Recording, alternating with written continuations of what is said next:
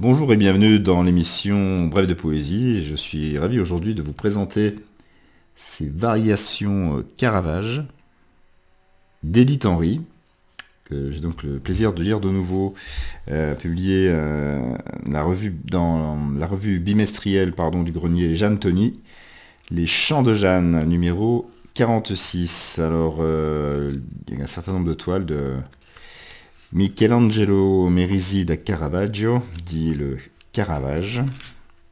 Et donc ce recueil ne se veut pas, comme l'écrit Edith Henry, des commentaires des œuvres, mais les poèmes sont librement inspirés d'un certain nombre d'œuvres du Caravage que je vous présenterai. Alors, le premier, bien sûr, la Méduse.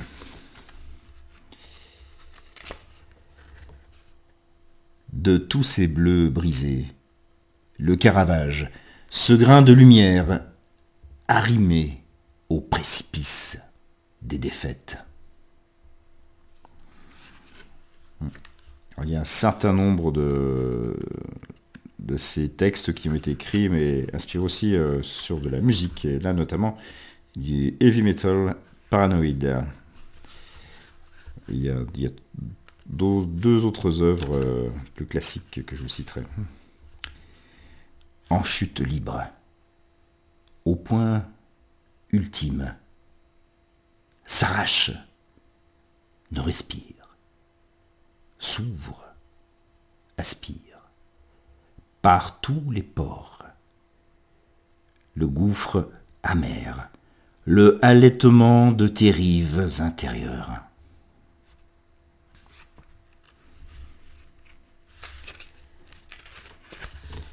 Siffle ta rage, siffle ta fulgurance.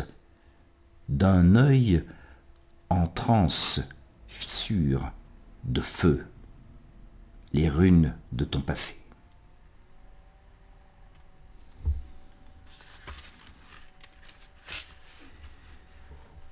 Nu, je te recompose, empoigne de résine l'ébauche, la baptise, la corde au violon de tes hanches, foule de pigments, la toile, l'énivre vive, suppliciée, à mes débordements intrusifs.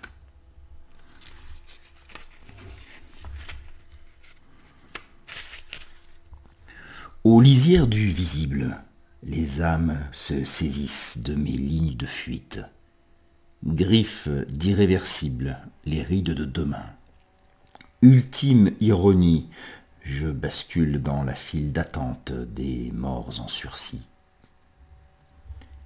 L'effroi tire la charrette, le linceul efface des orbites, la poussière ne subsiste du désir que l'entaille d'un poinçon, de la gloire, un oriflamme posthume.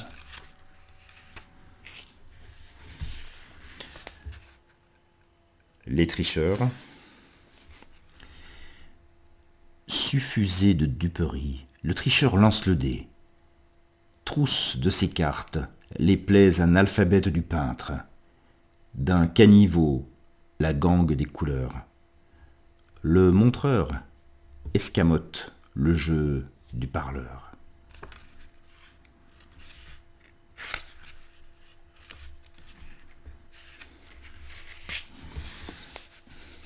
Narcisse, on ne voit pas très bien, mais fraîchissent mes soifs au plus fervent des tripes, mes soifs à étancher, furieux de jours et de multiples.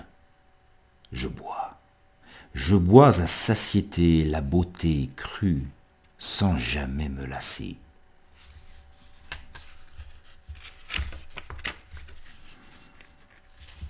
Oups.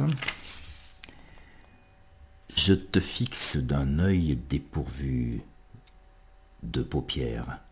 Je te fixe jusqu'à l'engloutissement, l'avaloir d'une fente où se déploie un masque dépouillé de sa cire.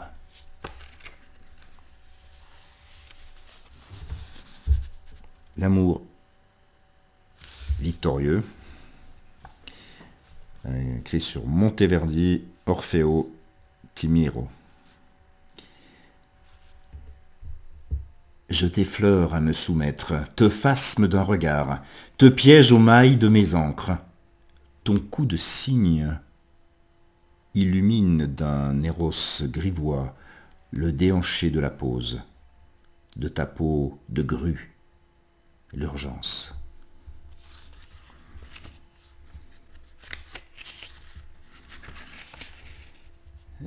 Hop, non, je me trompe.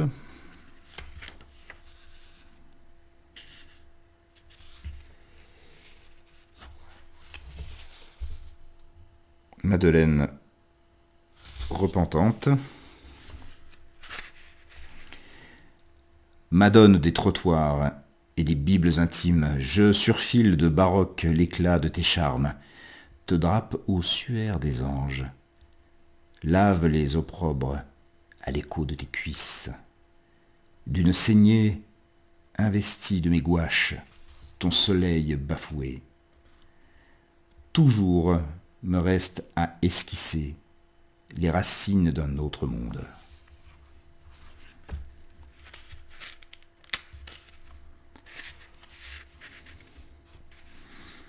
Après aussi, on écoute Antonio Caldera, l'aria de la Madeleine au pied du Christ.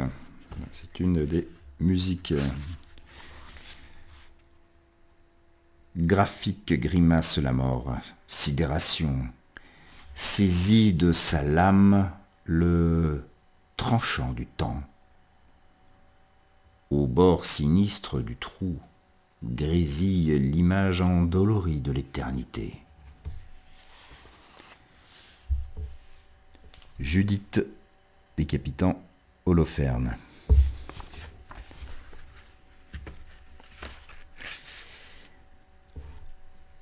De la déchéance, je franchis toujours les limites, m'échappe aux petitesses. D'un soir d'orage ressuscite Rome, ses fontaines, l'appétit de mes 20 ans, leur offense, barbouillé de secrète insolence.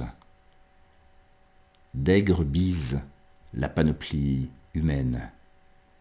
Prendre le tout, les prophéties, l'acier, la foudre, l'esquive. D'un Caravage obscène, la splendeur terrible.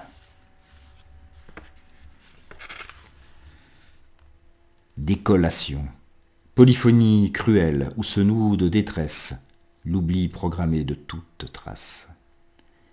Du bord fragmenté de mon souffle, je crois à l'infini des possibles. Je renaîtrai. Voilà, et on termine par la Méduse. C'est un très très très beau recueil, c'est très puissant et ça redonne envie de se plonger dans l'œuvre de Caravage, ce que j'ai fait. Et j'ai écouté bien sûr toutes les musiques proposées, ce qui était vraiment une expérience intéressante, je vous le conseille. Donc Variation Caravage d'Edith Henry, publié par le Grenier Jeanne Tony, dans la revue Les Chants de Jeanne. Et ben voilà, Caravage ayant vécu de 1571 à 1610. Voilà, c'est juste une petite info historique. Voilà, je vous remercie pour votre attention, votre fidélité, votre écoute, et vous donne rendez-vous pour une prochaine émission de Brève de Poésie. À très bientôt.